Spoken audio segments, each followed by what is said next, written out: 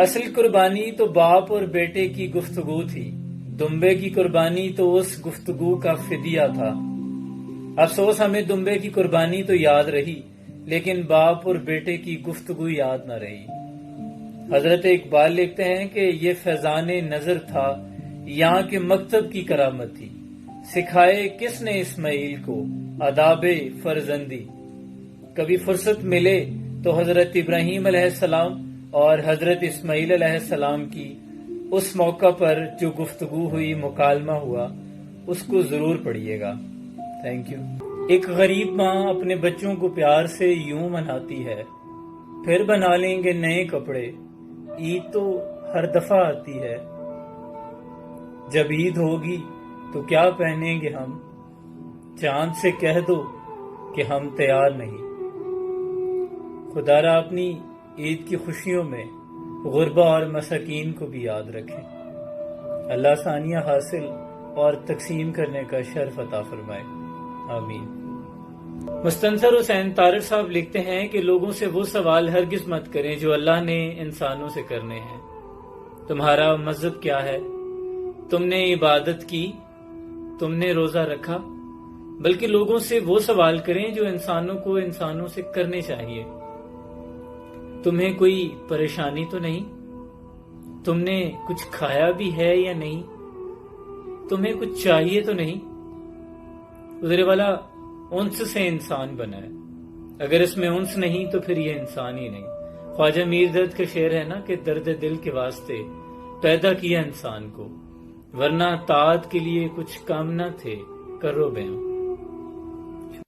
بیچ دی ردی کے بھاؤ میرے بچوں نے زباں، سارا اردو کا اثاثہ ایک کباڑی لے گیا۔ آل عمران میں اللہ فرماتا ہے کہ وہ جسے چاہتا ہے اپنی رحمت سے خاص کر لیتا ہے، اور اللہ تعالیٰ بڑے فضل والا ہے۔ اللہ تعالیٰ کا فضل آپ کو جن لوگوں پر نظر آئے گا، ان کے اندر عشق کی شمع روشن ہوگی، وہ عشق حقیقی میں مبتلا ہوں گے، وہ عشق جو پھر ان کے اندر سفر کرتا ہے، وہ عشق جو ان کو دنیا اور محبوب کی مرضی میں فرق کرنا سکھاتا ہے۔ ان کو پھر ساری دنیا محبوب نظر آتی ہے، وہ عشق پھر اس کی مہاریں محبوب کے ہاتھوں میں تھما دیتا ہے، محبوب جدھر چاہے اس کو ہانکتا پھرے۔ وہ کبھی ہجر میں اور کبھی وصال کے لمحات میں اس کو محبوب کی قربت نصیب کرتا ہے۔ پھر اپنی مرضی نہیں چلتی، پھر محبوب کی مرضی چلتی ہے۔ عشق کے علاقے میں مرضیاں نہیں چلتی، جس طرح یار کہے، جیسے یار کہے۔ بسم اللہ، آمین۔ سورہ فرقان میں اللہ فرماتا ہے کہ خدا رحمان کے بندے وہ ہیں جو زمین پر نرمی اور عاجزی کے ساتھ چلتے ہیں، اور جب جاہل لوگ ان سے الجھتے ہیں تو وہ ان کو سلام کرتے ہیں اور کنارہ اختیار کرتے ہیں۔ یہ بات ذہن نشین کر لیں کہ قرآن کی بھی دلیل ہے، ہر بندہ اور ہر بات جواب کی مستحق نہیں ہوتی۔ الجھنیں میں نے کہیں جھک کر بھی سلجھائی ہیں، لوگ سارے تو قد کے برابر نہیں ہوتے۔ سورہ یوسف کا انتہائی پیارا سبق پتہ کیا ہے؟ جب آپ کے انتہائی عزیز رشتے آپ سے دغا کر جائیں اور سب آپ کے خلاف ہو جائیں، لیکن آپ صبر اور استقامت کا دامن کبھی نہ چھوڑیں، اپنے اللہ پر کامل ایمان رکھیں، تو آپ کو وہ مقام عطا کرے گا کہ سب دیکھتے رہ جائیں گے۔ وہ اس اندھیر نگری میں روشنی اور نور کے خزانے آپ پر کھول دے گا۔ فقط استقامت کی ضرورت ہے۔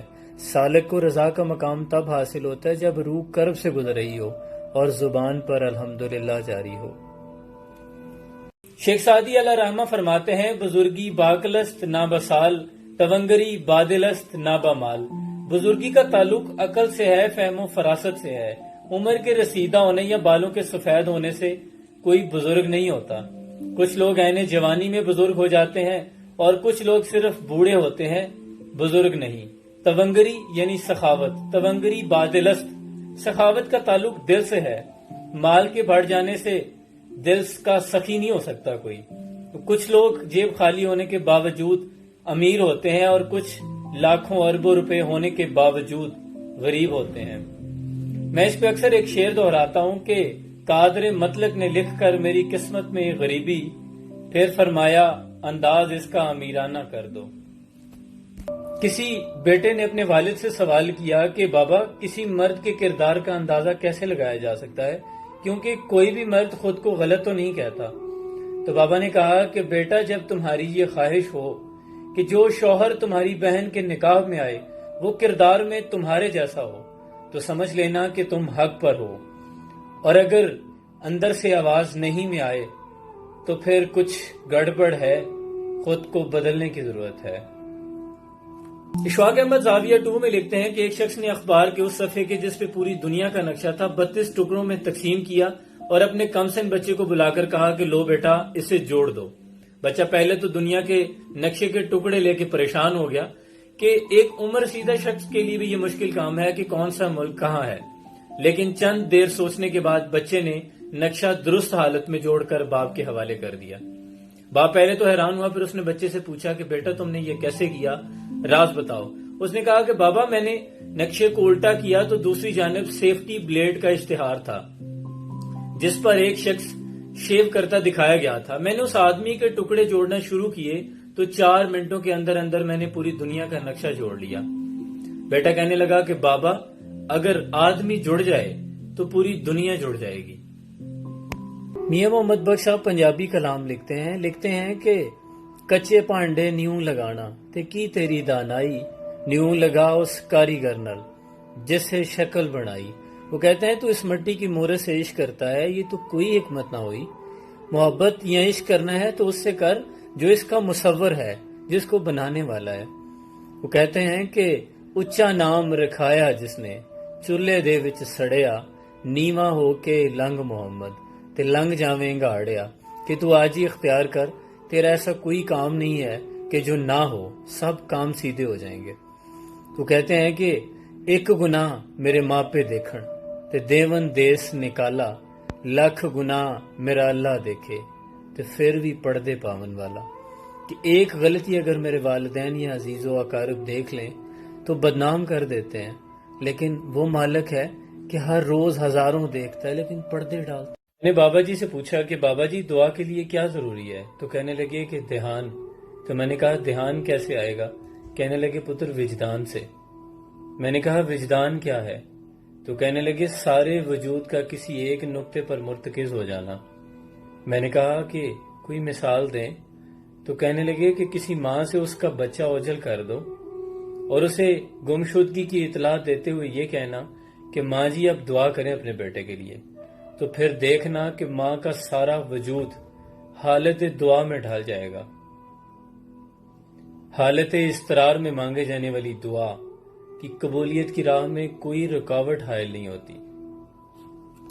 یقین جانیے کہ وہ دن دور نہیں کہ جب آخری درخت بھی کاٹ لیا جائے گا، جب آخری مچھلی بھی پکڑ لی جائے گی اور آخری دریا بھی آلودہ کر دیا جائے گا۔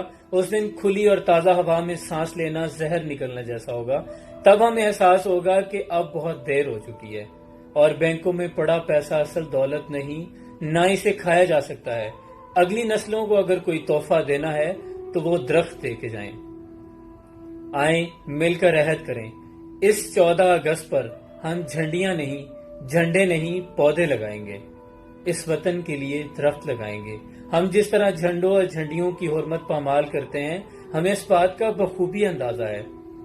اگر 25 کروڑ کی آبادی میں سے 5 کروڑ لوگ بھی اپنے حصے کے 5 پودے لگائیں گے تو 25 کروڑ درخت لگائے جا سکتے ہیں۔ ہم آنن فانن چیزیں تو پروموٹ کرتے ہیں، اس پلیٹ فارم سے یہ میسج فارورڈ کر دیں، سب تک پہنچ